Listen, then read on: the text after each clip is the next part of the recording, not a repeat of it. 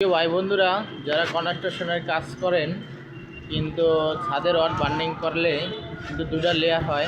দুই লেয়ারে এক লেয়ার হলে 3 ইঞ্চি ব্লক দেওয়া হয়, 3 ইঞ্চি বা 6 ইঞ্চি ঢালাই হলে 4 ইঞ্চি ব্লক দিতে হয়, আর 5 ইঞ্চি ঢালাই হলে 3 ইঞ্চি ব্লক দেওয়া হয়। আর নিচে তো 1 ইঞ্চি আর ভীমে 1.5 ইঞ্চি।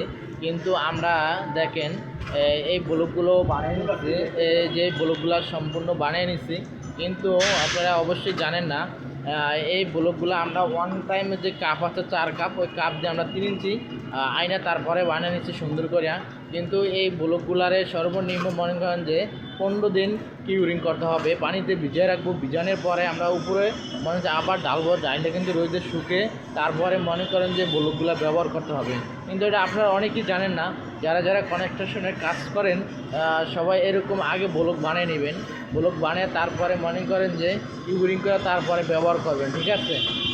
যদি ভালো হয়েছে কিনা খারাপ হয়েছে সবাই কমেন্ট বক্সে ভালো মন্দ জানাবেন। ধন্যবাদ।